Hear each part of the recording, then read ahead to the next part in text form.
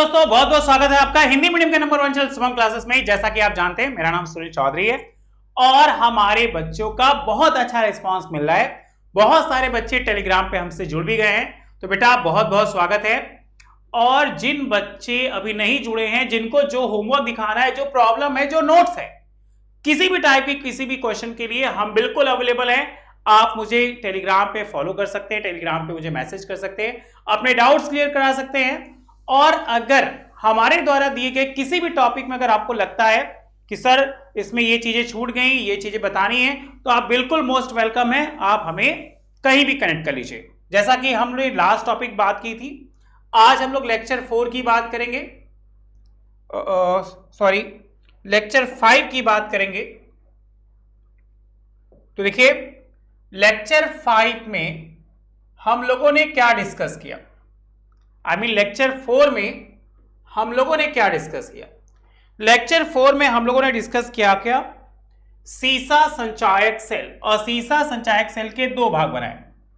एक आपको बताया था कि सीसा संचायक सेल में एक भाग हो गया था हमारा चार्जिंग, दो प्लेट थी ना, एक चार्जिंग प्लेट थी और एक हमारी डिस्चार्जिंग प्लेट थी। देख लीजिए,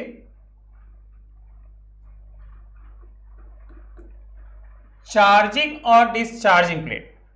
उसके बाद हम लोगों ने ईंधन सेल देखा। ईंधन सेल में क्या देखा, हाइड्रोजन सेल। और लास्ट में हम लोगों ने देखा संक्षारण। संक्षारण को इंग्लिश में बताए थे कोराइजन। इसी का मतलब होता है जंग लगना।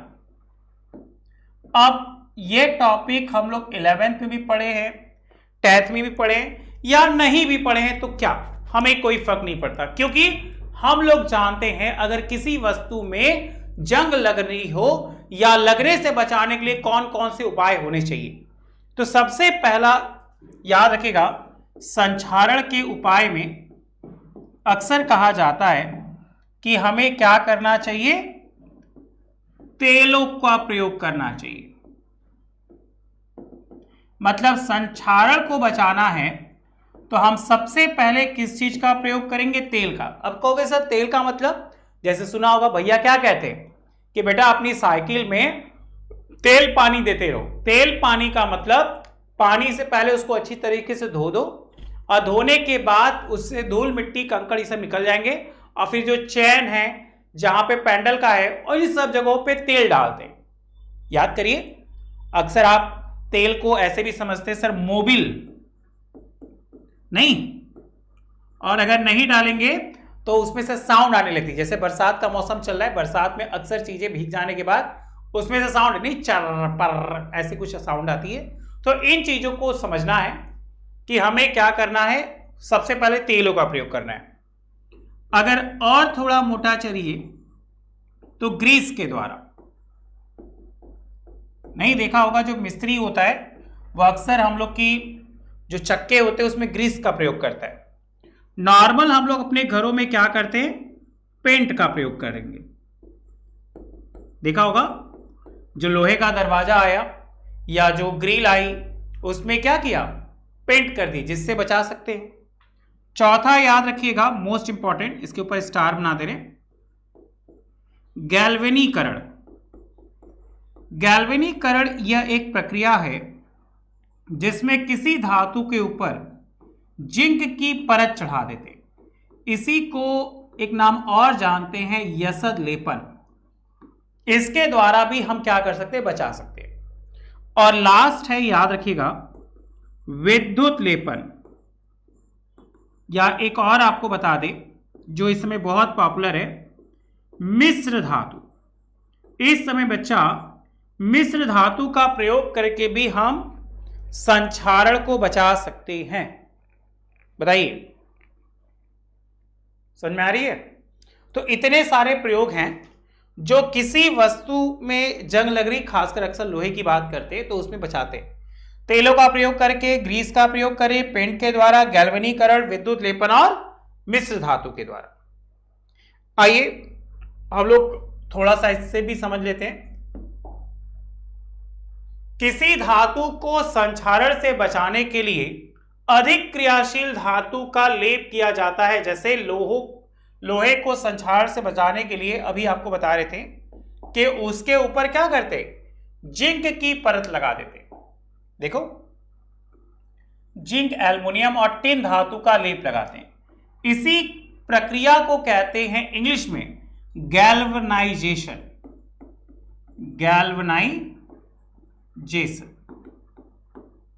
Okay, clear? अगर आपको लगे कोई डाउट्स हो तो प्लीज कमेंट करिएगा जरूर, हम आपके कमेंट बॉक्स को चेक करेंगे। ठीक है, चलिए आज की हेडिंग बनाइए, ये आपका मोस्ट इंपॉर्टेंट है।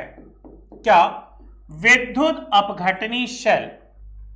क्या कह रहा है कि जब विद्युत ऊर्जा को रासायनिक ऊर्जा में परिवर्तित किया जाता है तो उसे ही विद्युत अपघटनी शेल कहते हैं। अपघटनी शेल में धारा का प्रवाह चालकता कहलाता है और अतः चालकता दो प्रकार के होते हैं। क्वेश्चन पहले क्लियर करिए। एग्जामिनर हम लोग से क्वेश्चन पूछेगा कि विद्युत अपघटनी शेल क्या होता है, तो याद रखिएगा कि जब विद्युत धारा को रासायनिक ऊर्जा में परिवर्तित करते, मतलब विद्युत ऊर्जा को रासायनिक ऊर्जा में परिवर्तित करना जिस क्रिया से करते हैं उसे ही विद्युत अपघटनी शेल कहते हैं। यह कितने प्रकार की होती है? दो प्रकार की होती है। चालकता को हमने देखा कि ये दो प्रकार की है, एक धात्विक चालकता, दूसरा अधात्विक। तो सबसे पहले धात्विक चालकता को समझिए। देखिए, हम क्या करते, कुछ पॉइंट में बांट देते। सबसे पहला है धात्विक और बच्चा दूसरा है हमारा विद्युत अपघटनी चालक। अगर धात्विक चालक की बात करें तो अगर आप क्लास 6 से 12 तक के स्टूडेंट हो और आप सीबीएसई, यूपी बोर्ड या महाराष्ट्र बोर्ड की स्टूडेंट हो तो आपके लिए बहुत बड़ी गुड न्यूज़ है, क्योंकि टीचर डे के इस मंथ पे अनअकैडमी आप सभी स्टूडेंट के लिए बहुत ही जबरदस्त ऑफर लेकर आई है। सभी प्लस एंड आइकॉनिक कोर्स पर जितने भी स्टूडेंट इस वीडियो को देख रहे हैं, मैं आपको बता दूं ये सिर्फ ऑफर 500 स्टूडेंट के लिए वैलिड रहेगा और ये 13 सितंबर तक वैलिड रहेगा। जितने भी स्टूडेंट इस समय कोर्स लेंगे 12, 15 या 18 मंथ्स का, तो उन्हें 4 मंथ का सब्सक्रिप्शन बिल्कुल फ्री मिलेगा। और अगर आप 24, 36 या 84 मंथ का सब्सक्रिप्शन लेते हो तो आपको 6 मंथ एंड 8 मंथ का कोर्स बिल्कुल फ्री में मिलेगा। ऐसा मौका आपको दोबारा नहीं मिलेगा। तो जितने भी स्टूडेंट अपने एग्जाम की जबरदस्त तैयारी एकदम अच्छे से करना चाहते हैं, उन्हें सभी सब्जेक्ट के notes, live class, important question answer मिले, तो वो जल्द से जल्द अपने बैच में ज्वाइन करें। आपको डिस्क्रिप्शन में मैंने लिंक प्रोवाइड किया, उस लिंक पर क्लिक करके आप बैच में ज्वाइन हो सकते हो।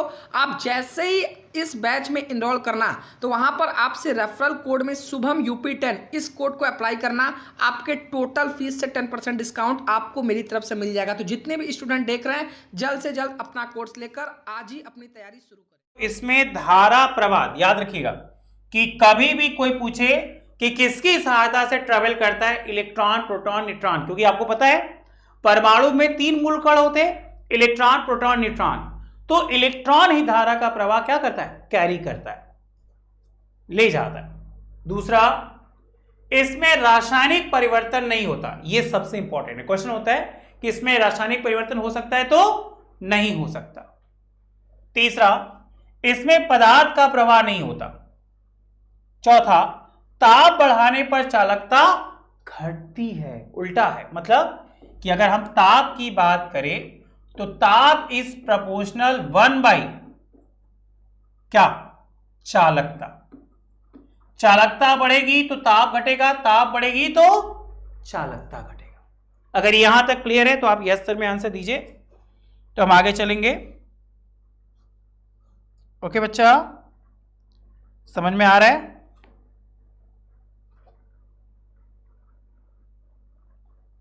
अगर डाउट्स होगा तो प्लीज प्लीज प्लीज मुझे बताइएगा, कॉपी कर लीजिए, तो फिर हम आगे चलेंगे। देखो, विद्युत अपघटनी चालकता, इसके भी 4 पॉइंट देख रहे हैं कि धारा का प्रवाह आयनों की सहायता से होता है। क्वेश्चन बनेगा, धात्विक में चालक क्या होते हैं? इलेक्ट्रॉन। और विद्युत अपघटनी में चालक क्या होते हैं? आयन। इसमें रासायनिक परिवर्तन होता है, साफ साफ इसमें नहीं होता था, इसमें होता है। इसमें पदार्थ का प्रवाह होता है, इसमें नहीं होता था। इसमें होता है। और ताप बढ़ाने पर चालकता बढ़ती है, मतलब क्लियर हो गया, ताप इज प्रोपोर्शनल चालकता, मतलब ताप बढ़ाएंगे तो चालकता बढ़ेगी, चालकता बढ़ाएंगे तो ताप बढ़ेगा। इजी। बताइए, जल्दी से इसको नोट करिए बच्चा। नोट करने के बाद अगर कोई डाउट है तो बताइएगा मुझे।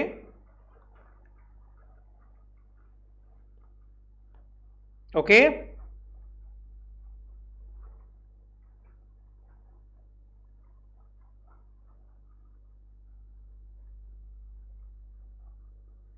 चलिए हम आगे बढ़ रहे हैं। ये बात एकदम क्लियर हो गई। नेक्स्ट हेडिंग, विद्युत अपघट्य। ये अक्सर एग्जाम में पूछा जाता है कि सर विद्युत अपघट्य क्या होते हैं, चालकता क्या होती है, इलेक्ट्रोड क्या होते हैं। तो इलेक्ट्रोड याद रखा, कैथोड एनोड है। चालकता समझ में आ गए। अब हम लोग बात करेंगे किसकी, विद्युत अपघट्य की। अपघट्य वह पदार्थ होता है जिसके द्वारा परिवर्तन किए जाते हैं। क्वेश्चन बनेगा विद्युत अपघट्य क्या है, तो वे रासायनिक पदार्थ जो धारा प्रवाह से आयनित हो जाता है, विद्युत अपघट्य होता है। यह मुख्यतः दो प्रकार का है, प्रबल और दुर्बल। क्वेश्चन बनेगा कि विद्युत अपघट्य कितने प्रकार का है, तो दो, एक प्रबल और एक दुर्बल। अगर हम प्रबल की बात करें तो यह पूर्ण आयनित हो जाता है। दूसरा पॉइंट, यह कम मात्रा में 100% आयनित हो जाते हैं। अगर उदाहरण की बात करें तो बच्चा आप देखो, ये कुछ उदाहरण है प्रबल के। जैसे आप इन दोनों की बात करेंगे तो ये तुम्हारा अम्ल है, ये तुम्हारी बात करेंगे तो ये तुम्हारा लवण है, और बेटा ये क्षार है। तो क्वेश्चन ये भी बन सकता है कि क्या अम्ल क्षार लवण विद्युत अपघट्य होते, तो 100% होते। अब विद्युत अपघट्य में क्या होते, तो प्रबल विद्युत अपघट्य होते। दुर्बल की बात करें, यह धारा प्रवाह से पूर्ण आयनित नहीं होता और यह तनुता बढ़ाने पर धीरे धीरे आयनित हो जाता है। क्लियर?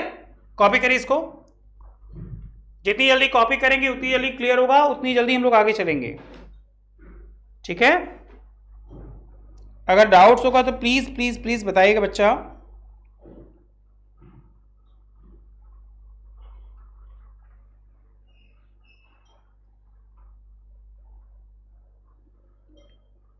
फास्ट फास्ट, थोड़ा जल्दी हाथ चलाइए।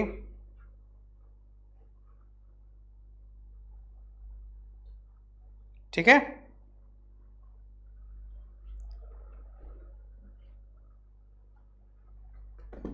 चलिए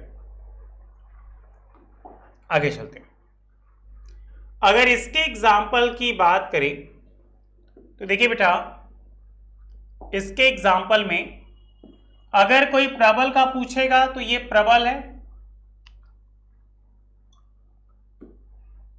अगर कोई दुर्बल अपघट्य का बात पूछेगा तो ये, आपको पता ही है कि CH3COOH ये एसिटिक अम्ल है जो कि दुर्बल होता है। NH4OH और CH3COO NH4। बताइए, क्या यहां तक मेरे बच्चों को क्लियर हो रहा है? आप कमेंट बॉक्स में बिल्कुल कमेंट करिएगा यस सर क्लियर हो रहा है। आइए हम आगे चलते हैं।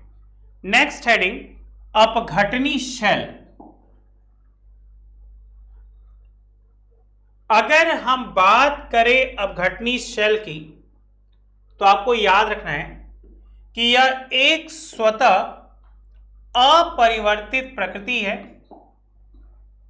अपरिवर्तित प्रकृति है जिसे सेल कहते। यह मुख्यतः गिब्स मुक्त ऊर्जा के मान से अधिक होता है। मतलब अक्सर हम लोग याद रखें कि जो गिब्स मुक्त ऊर्जा है जिसको डेल्टा जी से दिखाते हैं, उसके मान से यह क्या होता है, अधिक होता है। संरचना की बात करें तो बेटा इसकी जो संरचना होती है वह विद्युत अपघटन की प्रक्रिया जिस पात्र में होती है उसे वोल्टामीटर कहते हैं। क्वेश्चन बनेगा कि वोल्टामीटर बताइए। यह एक वोल्टामीटर में HCl अपघट्य भरकर एनोड और कैथोड की छड़ें लगाकर सेल में विद्युत धारा प्रवाहित करेंगे तो एनोड पर ऑक्सीकरण और कैथोड पर अपचयन पदार्थ की मात्रा प्राप्त होगी। क्वेश्चन बनेगा एनोड पे क्या होगा, तो एनोड पे याद रखिएगा ऑक्सीकरण। अगर आप चित्र को देख सकते हैं तो ध्यान लगाइए, समझ जाएंगे। कैथोड की बात करेंगे बच्चा, तो कैथोड पे अपचयन और ऑक्सीकरण अपचयन मिलकर ही क्या होते हैं, रेडॉक्स। देखो ये बड़ा है ना, तो यहां पे इसका क्या हो रहा है, ऑक्सीकरण। हम बोर्ड से हट रहे हैं, जल्दी जल्दी कॉपी करिए, जल्दी जल्दी कॉपी करेंगे, हम लोग जल्दी चल जाएंगे, क्योंकि कुछ बच्चों का कमेंट्स आया था प्लीज सर आप सेकंड बुक स्टार्ट करिए, सेकंड बुक भी हम लोग के हाफ ईयरली में आएगा। तो 100% ये परेशानी आपकी नहीं है, हम आपको हाफ ईयरली की तैयारी रिवीजन के साथ करा के रहेंगे, टेंशन नहीं लेना। जल्दी जल्दी कॉपी करो। ओके, समझ में आ रहा है, आगे बढ़ा जाए। एनोड समझ में आया, चलिए अगर क्रियाविधि को समझे तो इस चित्र के साथ क्रियाविधि देखिए तो ज्यादा अच्छा लगेगा। आपके पास एक विद्युत अपघटनी शेल है, अगर आप देखोगे तो अगर आपके पास एनसीईआरटी होगी तो उसमें दिया होगा, इसी को विद्युत अपघटनी शेल कहते हैं।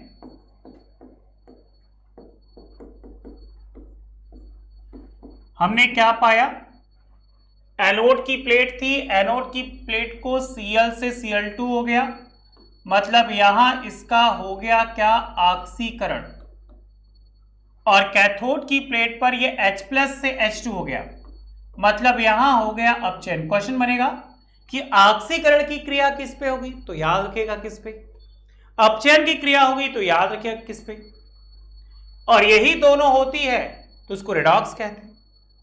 हम देख रहे हैं दो प्लेट है, एक एनोड की प्लेट है, एक कैथोड की प्लेट है। एनोड की प्लेट जो है वो पॉजिटिव हो गई, कैथोड की प्लेट जो है वो नेगेटिव हो गई। विद्युत अपघट्य जो हो गया वो HCl हो गया। आप क्या करिए, चित्र बना भी सकते हैं। ओके, यहां पे बैटरी लगा दी, ये हमारी प्लेट है, और ये दोनों हो गए हमारे आयन। बताइए चित्र अच्छा लग रहा है, चित्र समझ में आ रहा है, आना भी चाहिए, अगर नहीं आएगा तो पढ़ने का क्या फायदा बताओ। आपके पास बुक है, बुक में से देख सकते हो, कोई दिक्कत नहीं, आप चित्र बुक से ही बना लो। चलो आगे बढ़ते हैं।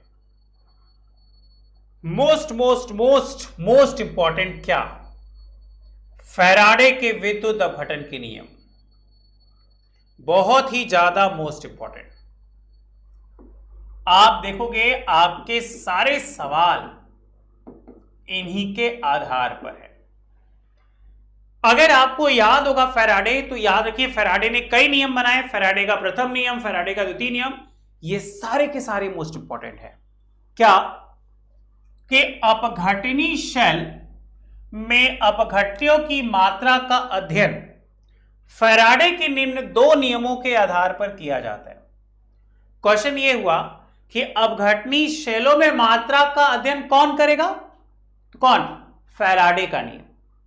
और फैराडे के कितने नियम है, मुख्यतः दो आज हम लोग पढ़ेंगे। सबसे पहले बच्चों आप लोग हेडिंग बनाओ, फैराडे का प्रथम नियम, मोस्ट इंपॉर्टेंट, फैराडे का प्रथम नियम। इस नियम के अनुसार, डबल इन्वर्टेड कॉमा लगा दो, इलेक्ट्रोड से मुक्त हुए या इलेक्ट्रोड पर एकत्रित होने वाले पदार्थ की मात्रा विद्युत अपघट्य में से प्रवाहित आवेश के क्या होती है, समानुपाती होती है। मान लीजिए, माना क्यों कूलाम आवेश प्रवाहित होने पर पदार्थ की मात्रा m हो, तो क्या m इज प्रोपोर्शनल q, या हम इसको ऐसे भी कह सकते हैं q इज प्रोपोर्शनल m। नियम बच्चा एक बार और पढ़ रहे हैं कि आपके दिमाग में बिल्कुल अच्छे से बैठ जाए। नियम क्या कह रहे हैं कि इलेक्ट्रोड से मुक्त हुए या इलेक्ट्रोड पर एकत्रित होने वाले पदार्थ की मात्रा को दिखाना है m से, और विद्युत अपघट्य से प्रवाहित होने वाले आवेश को आपको दिखाना है q से। यह समानुपाती होती है, तो m इज प्रोपोर्शनल क्या बच्चा, q। माना q कूलाम आवेश प्रवाहित होने पर एकत्रित पदार्थ की मात्रा m है, तो एक फॉर्मूला निकल गया क्या, m इज प्रोपोर्शनल q। बताइए क्या यहां तक मेरे बच्चों को समझ में आ रहा है? आ रहा है तो यस सर में आंसर दीजिए और आगे चलिए।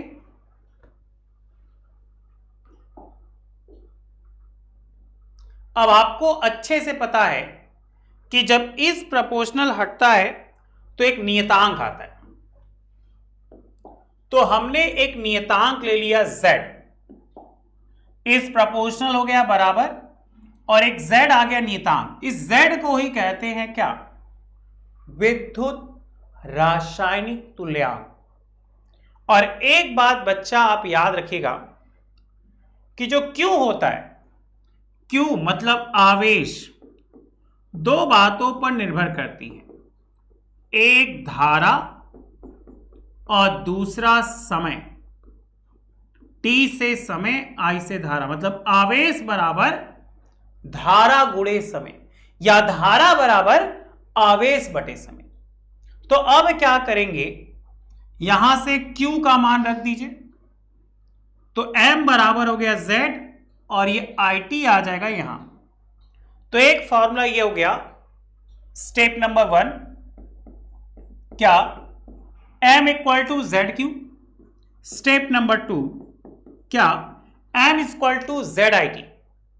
अगर मान ले कि धारा 1 और समय भी 1, तो M बराबर क्या, उसके Z, मतलब विद्युत रासायनिक तुल्यांक के बराबर होगा।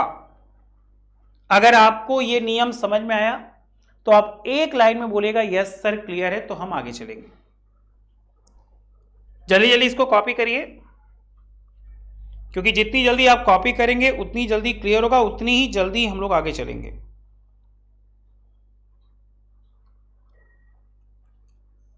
ठीक है, आइए एक नोट लिखते हैं। नोट के बाद हम लोग द्वितीय नियम चलेंगे। नोट क्या कह रहा है भाई, नोट कह रहा है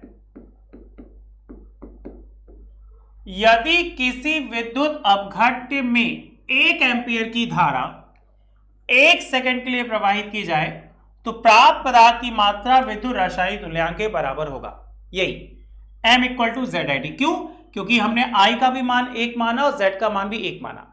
अगर वो हो जाए तो फैराडे के द्वितीय नियम को आप हेडिंग बना लो, फैराडे का द्वितीय नियम। बताइए समझ में आ रहा है सबको? फैराडे का द्वितीय नियम। अगर हम फैराडे के द्वितीय नियम की बात करें तो देखिए क्या कहा गया,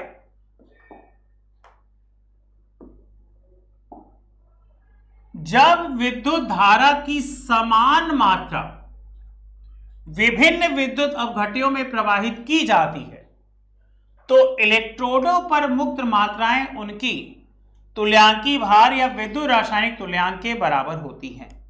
अब तुल्यांकी भार को दिखाते E से, तो माना भिन्न भिन्न अपघट्यों को श्रेणी में जोड़ने पर उनकी मात्राएं M1, M2, M3 या और भी हो तो उनके तुल्यांकी भार E1। अब चाहो तो E1 लिखो, चाहे तो EW लिखे, कोई दिक्कत नहीं।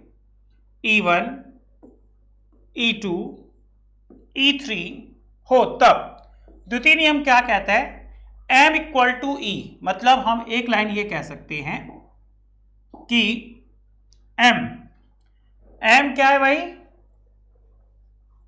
M है पदार्थ की मात्रा, तो जो पदार्थ की मात्रा है वो बराबर होगी किसके? तुल्यांकी भार के। बच्चों एक बात और बता दें, अगर कोई आपसे तुल्यांकी भार का फॉर्मूला पूछे तो अब याद रखिएगा कि तुल्यांकी भार बराबर परमाणु भार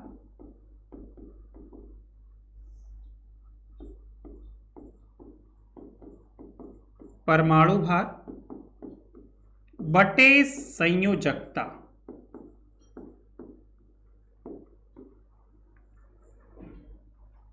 नोट करो। उसी तरह मान लिया कि अगर M1 है तो E1 ही हो गया, समीकरण नंबर 1। M2 है तो E2 हो गया, M3 है तो E3 हो गया। मतलब समीकरण नंबर 1, 2, 3, हम 3 समीकरण यहां बनाए उपरोक्त कथन से। जल्दी से कॉपी करिए, जल्दी कॉपी करिए तो फिर आगे चलिए।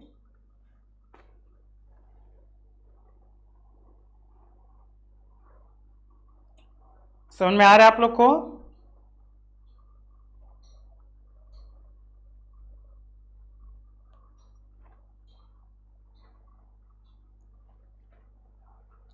चलिए अब क्या करते हैं, जोड़ते हैं। देखिए हमारे पास था समीकरण नंबर 1, समीकरण नंबर 2, समीकरण नंबर 3। अब बोर्ड से क्या कर लीजिए, समीकरण नंबर 1 और 2 से भाग दीजिए। समीकरण नंबर 1 क्या था? M1 बराबर E1। समीकरण नंबर 2 क्या था? देखिए M2 बराबर E2। समीकरण नंबर 3 क्या था? M3 बराबर E3। तो समीकरण नंबर M1 ये हो गया, M1 ऊपर आ गया, 2 ये हो गया, M2 नीचे आ गया। तो M1 by M2 equal to E1 by E2। उसी तरह समीकरण नंबर 2 और 3 लो, मतलब ये और ये, तो M2 बाई M3 बराबर E2 बाई E3। इसको कर लो समीकरण नंबर 4 और समीकरण नंबर 5। अगर यहां तक क्लियर है तो यस सर में कहिए, अगर कोई डाउट होगा तो बताइएगा, हम लिख लिख कर भी समझा सकते हैं, हम लोग के पास बहुत सारे रास्ते हैं। ओके, समझ में आ रहा है?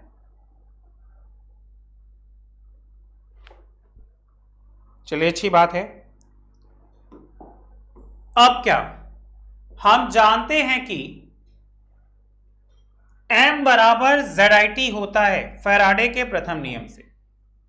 हम लोग यही लिखे ना,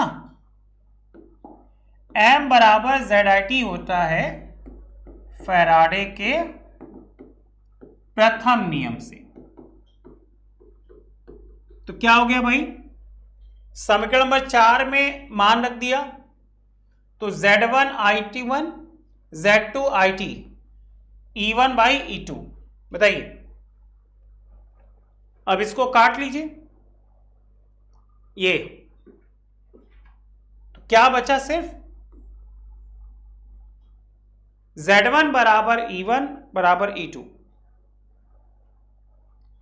अगर देखा जाए तो एक छोटा सा नोट भी लिख सकते हैं। अतः किसी तत्व का विद्युत रासायनिक तुल्यांक मतलब Z उसके तुल्यांकी भार E के समानुपाती होता है। मतलब इस लाइन को हम ऐसे भी लिख सकते हैं, Z इज प्रोपोर्शनल E। बताइए, Z इज प्रोपोर्शनल E, और यही प्रोपोर्शनल हटता है बेटा तो एक नियतांक आ जाता है जिसे कहते हैं क्या, फैराडे। देखिए Z इज प्रोपोर्शनल क्या, E। इस प्रोपोर्शनल हटा तो नियतांक आ गया FZ equal to E। Z चाहिए, E ऊपर हो गया, F इसके नीचे आ गया, ये नीचे आ जाएगा, तो एक फॉर्मूला निकल गया Z बराबर E बाई F। F क्या है? F को ही तो फैराडे नियतांक कहते हैं, जिसका मान 96,500 कूलाम होता है। बताइए 96,500 कूलाम होता है। तो यहां आप कह सकते हो क्या कि 96,500 कूलाम आवेश प्रवाहित करने पर प्राप्त तुल्यांकी भार विद्युत रासायनिक तुल्यांक कहलाता है। अब प्रथम नियम मेरे बच्चे बहुत अच्छे जानते हैं कि M बराबर ZIT होता है, तो अगर Z निकाला जाए तो M/IT हो सकता है इस वाले फॉर्मूले से। बताइए क्लियर?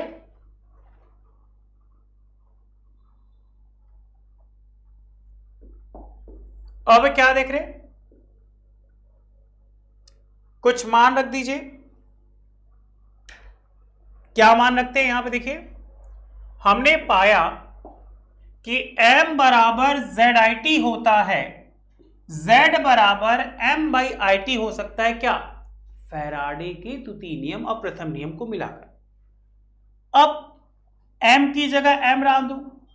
अब जहां Z होता है वो वहां E लिख सकते हैं। तो एक नया फॉर्मूला निकला M बराबर E/IT अपॉन F। क्यों? क्योंकि यहां पे क्या था? E/F। बताओ Z बराबर E/F होता तो यहां पे Z के स्थान पर हम इसको रख दिए। तो एक इसको स्टेप 4 कर लीजिए। स्टेप 4 क्या निकला? M बराबर E/IT अपॉन 96,500। M क्या है? एकत्रित पदार्थ की मात्रा। E क्या है? तुल्यांकी भार। I क्या है? धारा। और T क्या है? समय, मतलब टाइम। बताओ ठीक है? चलिए एक छोटा सा चित्र देखते हैं, इसको समझिए आप लोग। मान लो हम लोग के पास एक विद्युत अपघट्य था, हम उसमें कॉपर सल्फेट ले लिए। कॉपर सल्फेट इलेक्ट्रोड हो गई, ये हमारा लवण सेतु हो गया।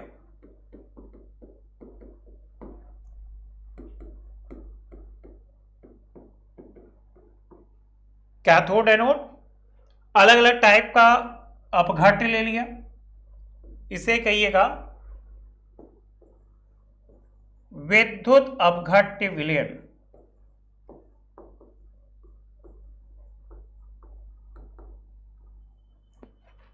ठीक है, इसको बनाने की जरूरत नहीं बच्चा, बस समझ जाइए।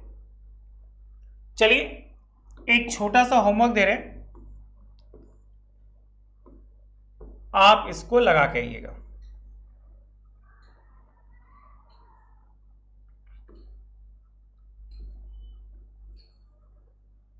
क्या कहा कि क्रोमियम ऑक्सलेट को क्रोमियम में कितने कूलाम की धारा आवश्यकता होगी? तो क्रोमियम ऑक्सलेट को तोड़ा तो 6 इलेक्ट्रॉन 14, यहां पे आ गया 6 इंटू F कितना? ये हो गया आपका इतना फैराडे। क्लियर? बहुत इजी है। क्रोमियम ऑक्सलेट को तोड़ दिए,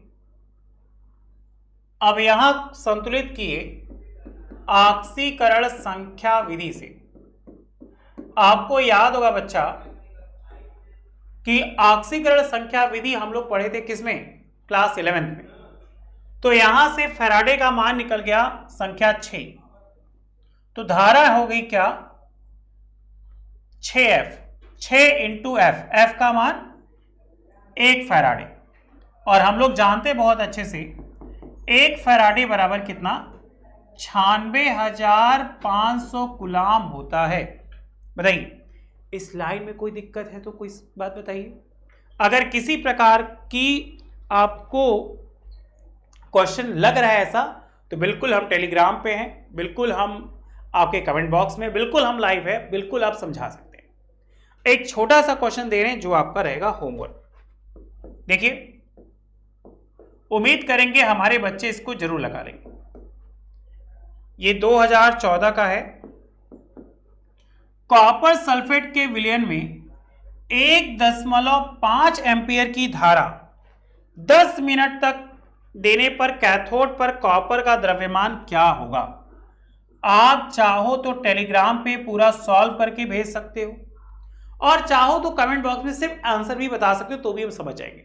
ठीक है, तो आज के लिए इतना ही। Thank you so much, bye bye. अगर मेरा वीडियो अच्छा लगा हो तो प्लीज लाइक करिएगा, शेयर करिएगा और जल्दी से इस चैनल को सब्सक्राइब कर लीजिए, क्योंकि हम लोग पहुंच चुके हैं हाफ एलडी के टारगेट तक। ओके, चलो, थैंक यू सो मच।